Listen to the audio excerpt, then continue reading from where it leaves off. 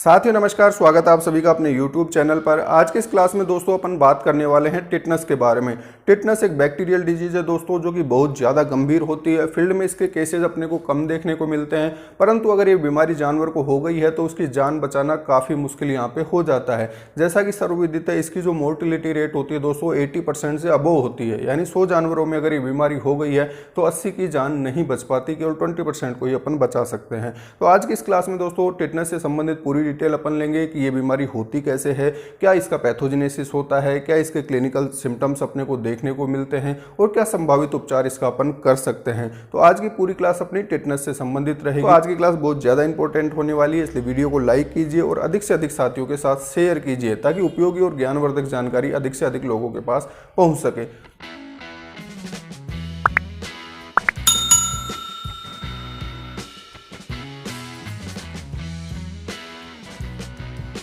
तो दोस्तों आज का टॉपिक शुरू करते हैं अपन टिटनस के ऊपर।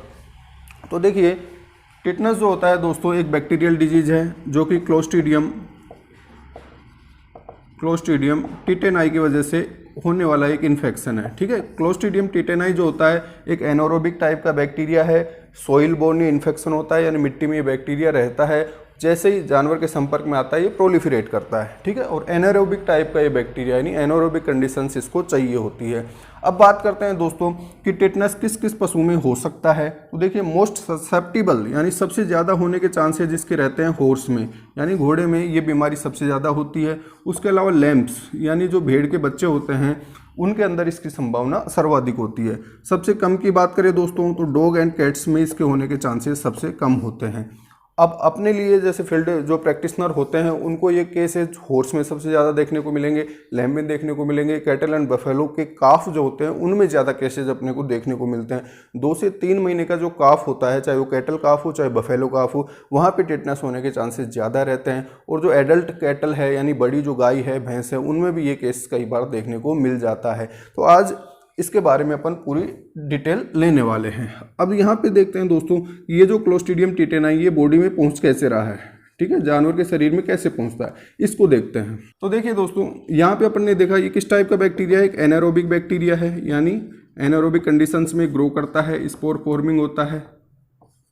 स्पोर फॉर्मिंग जैसे ही ये कहाँ पे है, मिट्टी में है। ठीक है, जैसा कि अपन ने देखा सॉइल बोर्न इन्फेक्शन है, मिट्टी में है।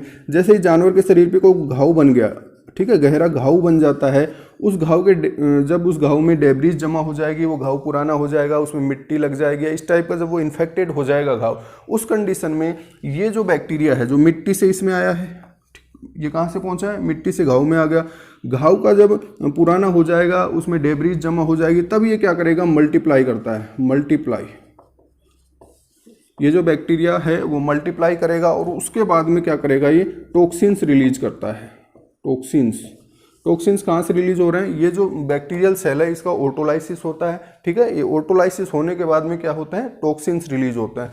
टॉक्सिन कौन कौन से हो सकते हैं, एक तो टिटेनोलाइसिन होता है दोस्तों, और एक टिटेनोस्पाज्मिन होता है। टिटेनोस्पाज्मिन, ये जो टिटेनोस्पाज्मिन है ये बहुत खतरनाक प्रकार का एक टॉक्सिन होता है जो कि बॉडी में स्पाज्म क्रिएट करता है। जो मसल्स होती है, वॉल्यूंटरी मसल्स हो सकती है, इनवॉल्यूंटरी मसल्स होती है, उनमें कॉन्ट्रैक्शन कर देता है, जिसकी वजह से क्या होगा, एनिमल की डेथ हो जाएगी। बहुत सारी क्लिनिकल फाइंडिंग्स अपने को देखने को मिलेगी। आगे बात करेंगे उनकी क्या क्या सिम्टम अपने को देखने को मिल रहे हैं। अभी बात कर रहे हैं अपन डेथ क्यों हो रही है जानवर की। तो ये जो टॉक्सिन्स होते हैं इनकी वजह से मस्कुलर स्पाज्म उत्पन्न होते हैं, मसल्स में टोनिक स्पाज्म उत्पन्न होते हैं। ठीक है, ये किस किस में कर सकता है, लैरिंक्स की मसल्स हो सकती है, ठीक है, डायफ्राम की मसल्स हो सकती है, उसके साथ इंटरकोस्टल मसल्स होती है, यानी पसलियों के बीच में जो मसल्स होती हैं उनमें भी ये स्पाज्म क्रिएट कर देता है। ठीक है, उनमें ऐंठन उत्पन्न कर देता है, जिसकी वजह से क्या हो जाएगा, एस्फिक्सिया होगा, जानवर श्वास नहीं ले पाता और दम घुटने की वजह से उसकी क्या हो जाती है, डेथ हो जाती है। तो ये इसमें रीजन ऑफ डेथ होता है। किस प्रकार से एनिमल की डेथ होती है ये अपन ने यहाँ पे समझा है। तो ये अपन ने इसका पैथोजेनेसिस देखा दोस्तों, किस प्रकार से इसका इन्फेक्शन जानवर के शरीर में पहुँचता है। शरीर में पहुँचने के बाद ये बैक्टीरिया क्या करता है जिसकी वजह से जानवर की डेथ होती है। अब आगे अपन देखते हैं दोस्तों कि क्या क्या क्लिनिकल फाइंडिंग्स अपने को इस केस में देखने को मिलती है। अब बात करते हैं दोस्तों इसकी क्लिनिकल फाइंडिंग्स की, यानी इसके सिम्टम्स क्या क्या देखने को मिलेंगे, क्या क्या अपने को साइंस देखने को मिलेंगे। क्लिनिकल फाइंडिंग्स, यानी इस बीमारी के क्या क्या सिम्टम्स अपने को देखने को मिल रहे हैं, क्या क्या साइंस अपने को देखने को मिल रहे हैं। जैसे अपन जानवर को देखेंगे दूर से तो सबसे पहले अपने को क्या दिखेगा कि जानवर का शरीर ऐंठा हुआ है, अकड़न है उसमें, ठीक है। अगर जानवर खड़ी हुई अवस्था में खड़ा है तो अकड़न देखने को मिलेगी। उसकी जो पैर हैं वो स्टिफ देखने को मिलेंगे, कठोर हो जाएंगे, एकदम टाइट हो जाएंगे, वो मुड़ेंगे नहीं, ठीक है। स्टिफ लिम्स देखने को मिलेगी। उसकी जो नेक है, गर्दन है, वो भी स्टिफ हो जाएगी। गर्दन की जो मसल्स है, उसके पीठ की जो मसल्स है उनमें स्पाज्म हो जाता है, जिसकी वजह से उसकी गर्दन एकदम सीधी हो जाती है। साथ में उसके जो कान है वो एकदम खड़े देखने को मिलेंगे, इरेक्ट कंडीशन में देखने को मिलेंगे। जानवर की जो पूंछ है वो भी एकदम अपने को, जहाँ बेस होता है पूंछ का, वहाँ से अकड़न उसमें देखने को मिलेगी, ठीक है। एकदम पूंछ नीचे की तरफ नहीं रहेगी, ऐसे पूंछ ऊपर की ओर आके रहेगी, जैसे हैंडपंप का पाइप होता है उस टाइप की पूंछ अपने को यहाँ पे देखने को मिलेगी। उसके अलावा दोस्तों यहाँ पे जानवर की जो मैसेटर मसल्स है, मैसेटर मसल्स यानी उसके जो जबड़े की मांसपेशियां हैं उनमें अकड़न हो जाती है। जबड़े की मांसपेशियां अकड़ जाती है, जिसकी वजह से क्या हो जाता है, वो मुंह नहीं खोल पाता, चारा पानी बिल्कुल खाना बंद हो जाता है उसका। तो इस कंडीशन को क्या बोलते हैं अपन, लोकजा कंडीशन, ठीक है, लोकजा कंडीशन। और ये जो कंडीशन अपन ने बात की स्टिफ लिम्स की, उसकी जो गर्दन है वो अकड़ जाएगी, उसके पैर एकदम वो ऐसे हो जाएगा, ठीक है, टाइट हो जाएगा।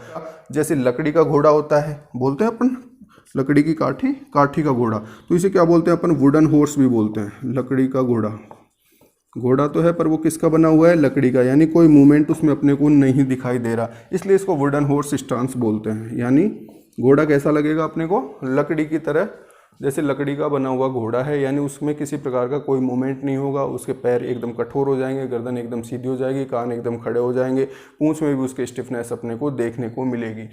तो ये क्लिनिकल साइंस अपने को देखने को मिलेंगे। इसके अलावा दोस्तों बात करें तो थर्ड आईलिड जो होगी उसका प्रोलैप्स अपने को देखने को मिलता है, प्रोलैप्स।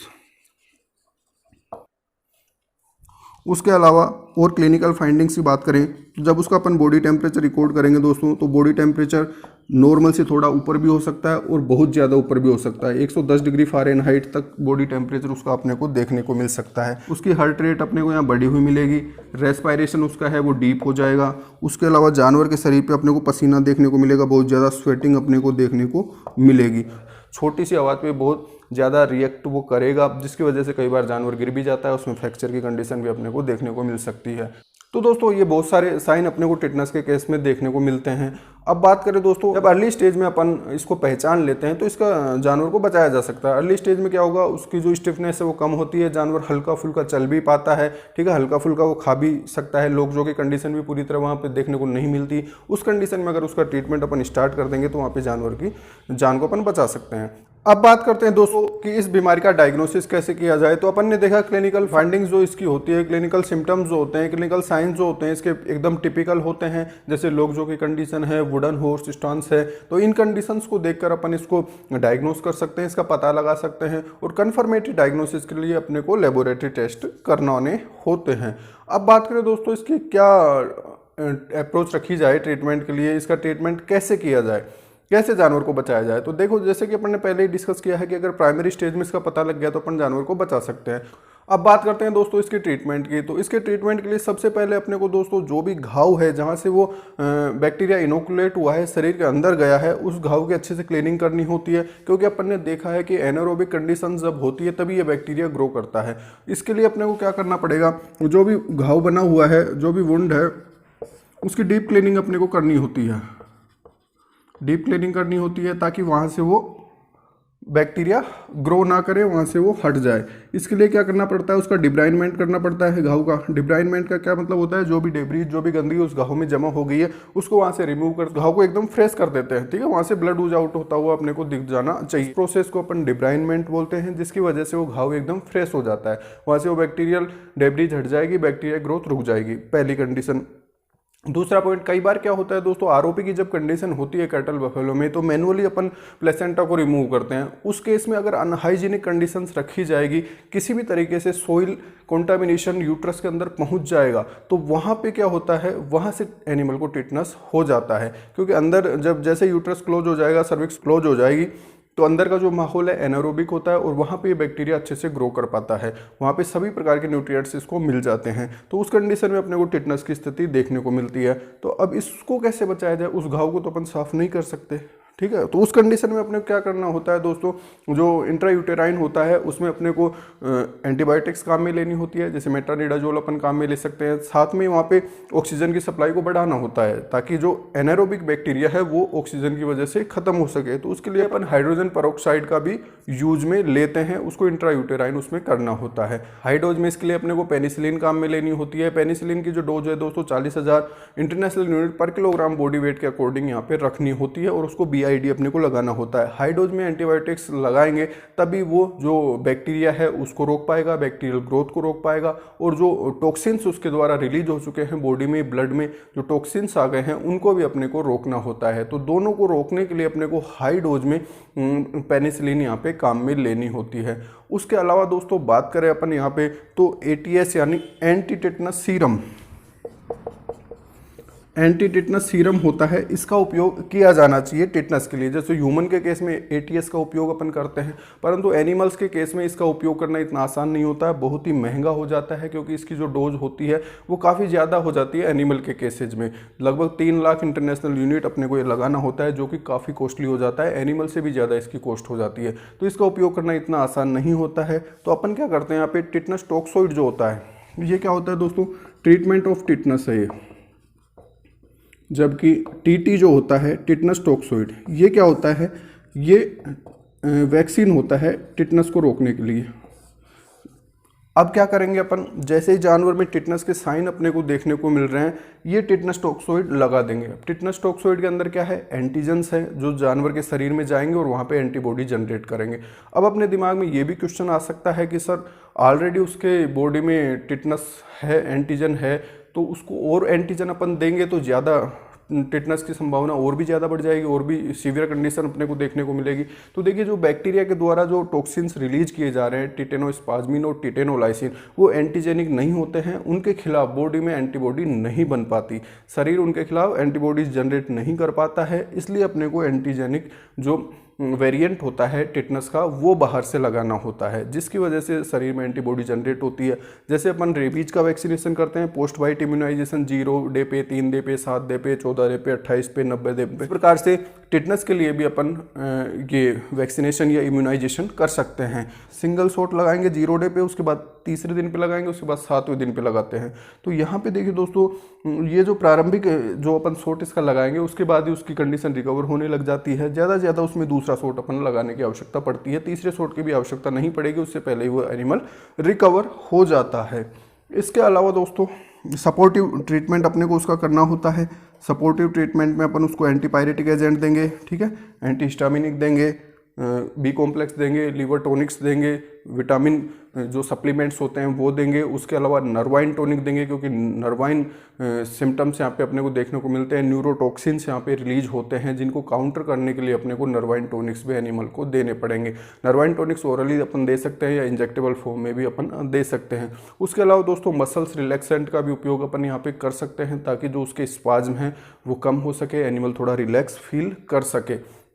तो इसके लिए अपने को क्या करना होता है, जैसे जाइलाजीन का यूज अपन कर सकते हैं, डाइजापाम का भी यूज अपन एनिमल्स के लिए कर सकते हैं। तो इनका यूज बहुत ही सावधानी के साथ करना चाहिए। शेड्यूल H की ड्रग्स होती है, जिनको रजिस्टर्ड वेटनेरियन की देखरेख में अपने को इनका उपयोग करना चाहिए, क्योंकि बहुत ही स्पेसिफिक डोज वाले इंजेक्शंस होते हैं, इनका अपने को विशेष ध्यान रखना होता है। उसके अलावा दोस्तों एनिमल अगर लोकजो की कंडीशन में आ गया है, फ्लूइड थेरेपी पे भी जाएंगे। अगर एनिमल का मुँह खुल रहा है, थोड़ा हल्का फुल्का वो खाने की स्थिति में है, तो उसे अपन लिक्विड डाइट देंगे, ताकि उसकी जो एनर्जी रिक्वायरमेंट है बॉडी की वो बनी रहे। तो दोस्तों आज की इस क्लास में अपन ने टिटनस से संबंधित जो भी जानकारियां हैं उनको समाहित करने का प्रयास किया है। टिटनस से संबंधित किसी भी प्रकार का और कोई कंफ्यूजन आपको रहता है तो आप कमेंट सेक्शन में बता सकते हैं। इसके अलावा दोस्तों बहुत सारे साथियों का कमेंट आता है कि नंबर यहाँ पे शेयर किए जाए, कॉन्टैक्ट नंबर, तो उसके लिए मैं अपनी इंस्टाग्राम की जो ID है वो यहाँ डिस्क्रिप्शन में शेयर कर रहा हूँ, आप उसके थ्रू मेरे से कनेक्ट हो सकते हैं। किसी भी प्रकार का कोई भी कन्फ्यूजन हो, किसी केस में आप दिक्कत हो, तो वहाँ से आप मेरे को कंसल्ट कर सकते हैं। साथियों आज के इस क्लास में अपन ने टिटनस से संबंधित जानकारी ली है। मिलते हैं नेक्स्ट वीडियो में नई जानकारी के साथ। धन्यवाद।